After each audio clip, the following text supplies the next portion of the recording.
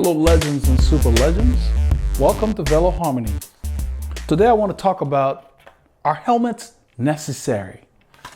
The reason I decided to make this video is this week when I did the group ride video where we're talking about seated climbing, one of our legends from the islands, I think somewhere in the West Indies, I hope I'm not wrong about the location, but he hurt his shoulder.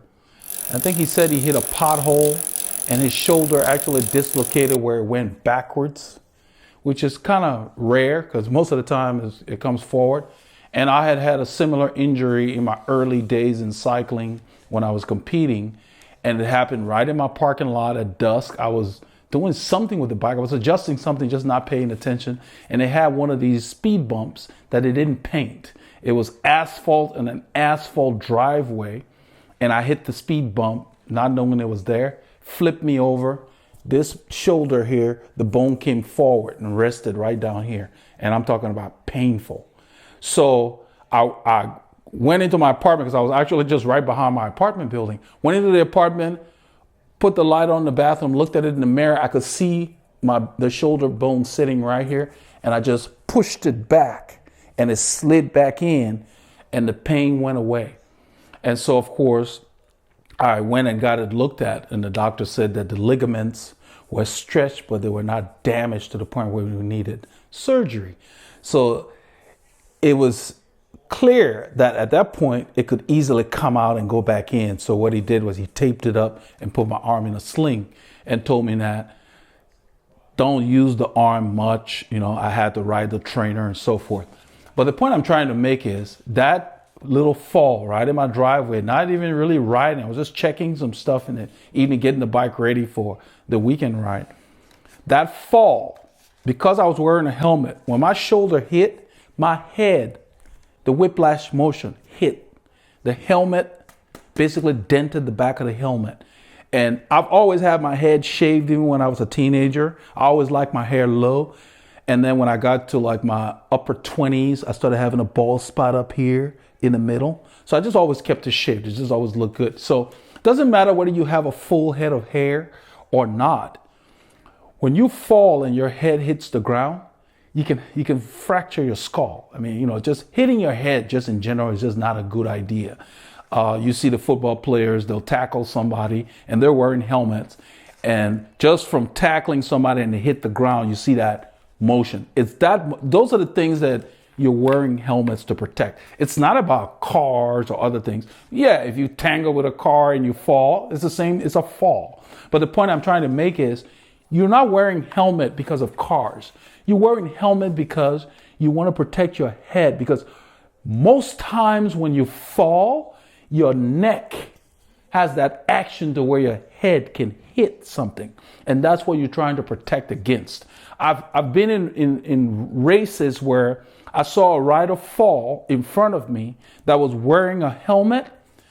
I saw the piece of the helmet fly one way as it hit the pavement. I saw a patch of hair go along with the helmet. You could just see the scalp where the blood was, just starting to get red immediately. And the next day, the guy was out riding. His head was bandaged and he had another helmet on. And it was clear that that helmet had saved his life.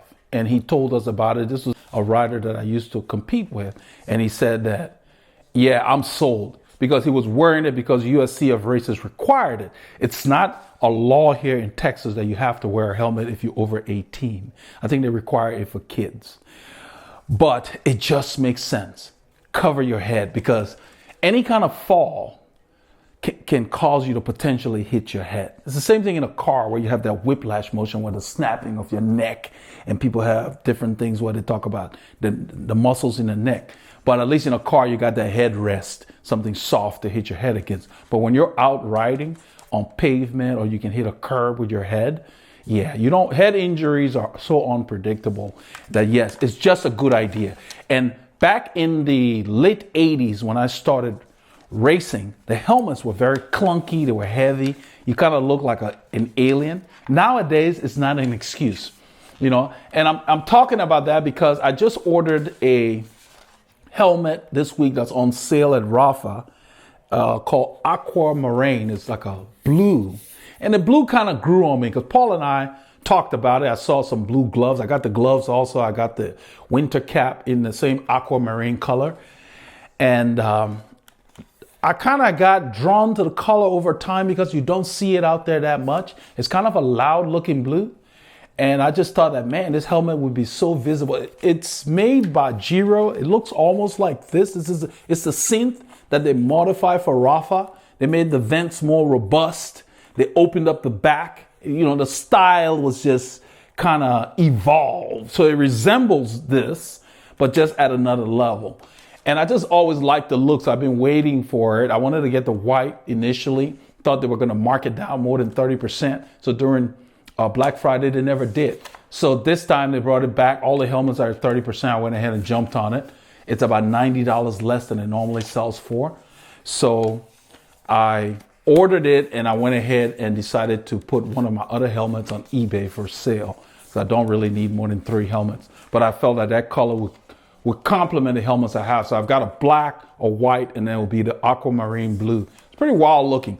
But the reason I'm stressing that is, I had mentioned in other videos earlier, whether you're just horsing around in the yard or whether you're on your mountain bike or your fat bike or whatever, cover your head. If you hit a log and you fall and your head hits something, you're protected. You don't want to get knocked out. You don't want to get a skull fracture. So even if you don't think it's cool, a head injury is so much less cooler than wearing a helmet that you don't think is cool. So yes, they're really necessary. Even if it's not legal or legally required for you to wear a helmet, like in Texas, you're not legally required to wear a helmet. I remember in the early 90s when I lived in Austin, Lance Armstrong, Steve Bauer, we used to ride with them when they would come to train. They were with Motorola at the time. And they were not required. I mean, it wasn't a law anyway. And back in at that time, even in the UCI did not require that those guys wear helmets. And I don't know how many of you remember a rider, the late Fabio Casatelli, a very promising rider, had just awesome talent. I believe he had won the Olympic gold medal the year that Lance competed in the Olympics. And I think Lance came in like 12th that year.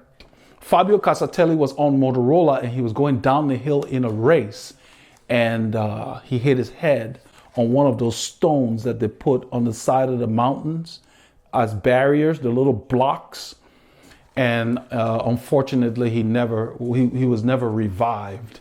And I believe the next day, Lance won the stage and devoted it to Fabio Casatelli. But what I did notice is that after that, I noticed that most of the pros, even when they would come to Austin to train, they were always wearing helmets. And then shortly after that, the UCI made it mandatory for them to wear helmets, except when they were climbing.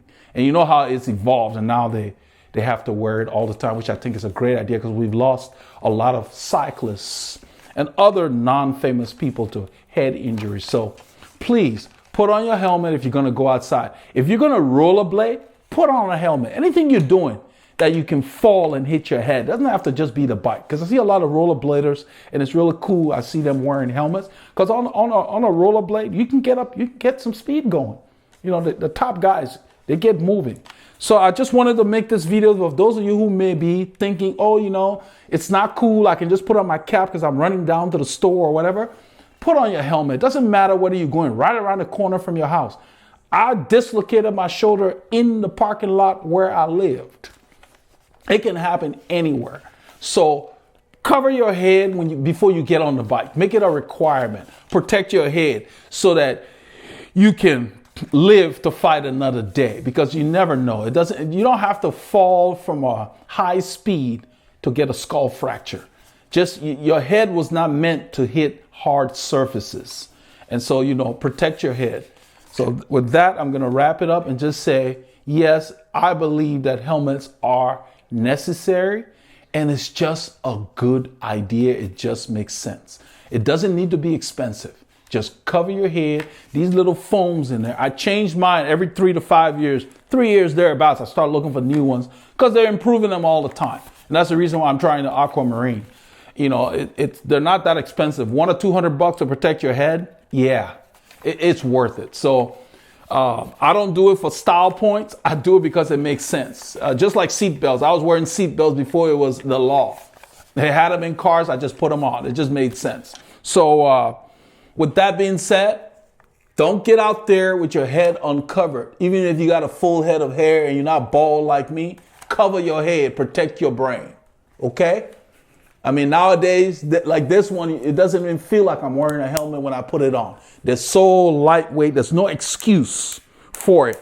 Plus, they look good. So, hey, it's a win-win. So, get out there and stay safe.